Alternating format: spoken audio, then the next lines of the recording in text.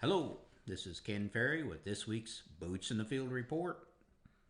Hope everyone has recovered from the holidays and is ready to start focusing on the next year's crop. Hard to believe it's only 90 days away? We had a great winter virtual college on the 5th. A lot of viewers, good questions. I'd like to address some of those questions here in the podcast or future podcast as well. One that came around a couple different ways, but it was on tar spot. And if you had heavy tar spot in 21, but light to no tar spot in 22, in your corn bean rotation, how much risk do we have in 23?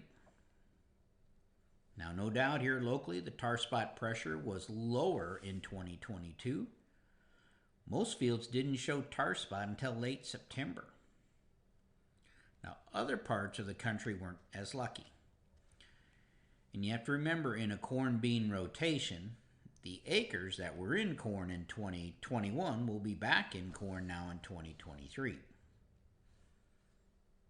Any fields with higher residue or have a higher residue state coming around here are going to be more susceptible to tar spot due to the fact that the infection or the inoculant is in that residue from the 21 crop. Of course, this would include strip till, no-till, vertical till, any practice that leaves more corn residue at the surface from the past crop.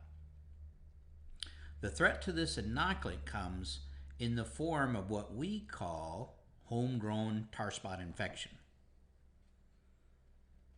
We will need climate conditions to drive the startup of that infection. We also need one of those hard-driving rains to splash the inoculant up on the plant. And as we continue to study this beast, I think this step plays a bigger role in firing up what we call homegrown tar spot, the stuff that starts at the bottom of the plant, than even the other moist conditions throughout the season. I believe this heavy splashing rain event is more important than 7 hours of leaf wetness. Last year here at the campus, we planted a susceptible hybrid into no-till corn on corn that was devastated in 2021 by tar spot. Now this should be the epicenter for tar spot to break out. We then set up sprinklers to water the corn early morning and late evening to achieve our 7 hours of leaf wetness. I never worked so hard to get a disease I didn't want.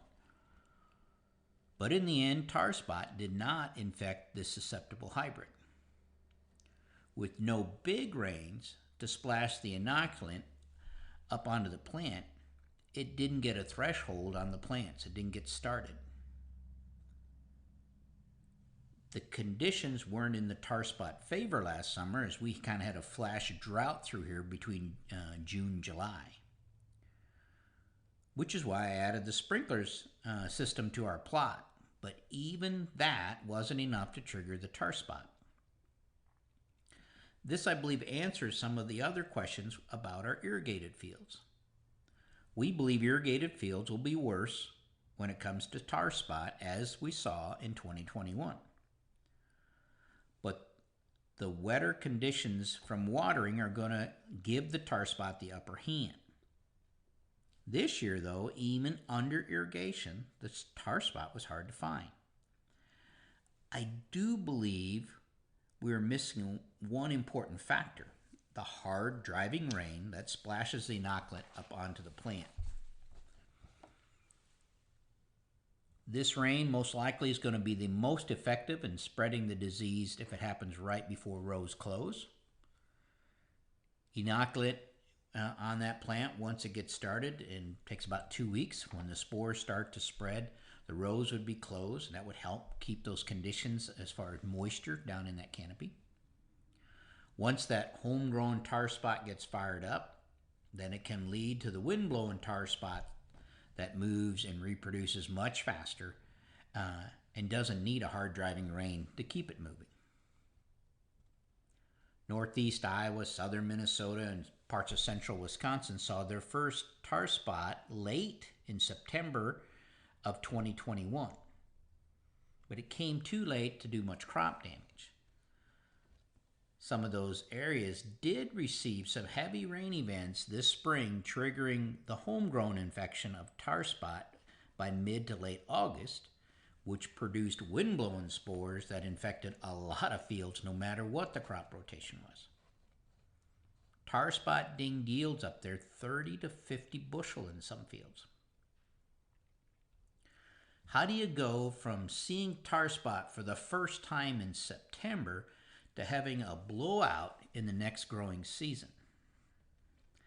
You think about parts of Ohio received multiple heavy rains in 2022 that occurred in the window to trigger homegrown tar spot, but nothing developed. These areas haven't seen tar spot yet. Now, by the end of 2022, it did get within one county of them. Other places saw tar spot blow in for the first time in September of 21 and didn't have near the pressure as our fellow growers in northeast Iowa. Again, take out some of the heavy rain events in that mid-June, mid-July time frame, and I think the risk is lowered of wind-blown spores, lowered to just wind-blown spores coming from your neighbor, meaning that you're not going to be producing a lot of spores in that field early on. I think heavy rains after tasseling will help build tar spot pressure, but with a tight canopy, the ability to splash inoculant up on the plant, I think, is less. So the timing of those heavy rains is going to play into this. Now, these are my observations, and I reserve the right to change them as we learn more about tar spot. But I do think this is one factor we're going to have to watch. In 2021, we saw tar spot early on the corn first, but once it fired up, it was everywhere. Spore clouds infected a lot of fields in a hurry. Now, it takes microbes about 4 years to completely digest a corn stalk. Most likely there's inoculant in about every field. With that said, I would not expect tillage or crop rotation to do much to relieve pressure for next year. I think the bigger question is tar spot in your neighborhood? I'm not saying did tar spot hurt your yield last year. I'm saying, is it in your neighborhood? Did it show up a year ago? Or did it show up this year too late to do any damage? If so, I think we must play defensive. We're going to watch the weather conditions, scout, be ready to make one or more fungicide applications. You know, fields are tough to get sprayed due to location or they're surrounded by timber. Maybe you try to choose a hybrid that can handle the tar spot better and or someone who could get to it with, let's say, a spray drone and get your fungicide on. If you've been seriously scouting and you haven't seen tar spot yet, I think your risk is lower and your main threat will be wind-blown spores coming from other areas. For everyone else, if next June, July is dry, I think our risks go down. If we see some 100-year rain events in June or July, everyone needs to be on their toes. We'll continue to learn more about how to handle tar spot. But as School of Hard Knocks has told us, this is a disease not to take lightly. But as 2022 proved, it's going to be a disease that's very dependent on weather. We had a lot of good questions from the virtual college, and I'll touch on more in future podcasts. Yield map season is going hot and heavy. We can do them in person, virtual, or both. So hiding out in Florida is not an excuse to miss your yield map meeting anymore.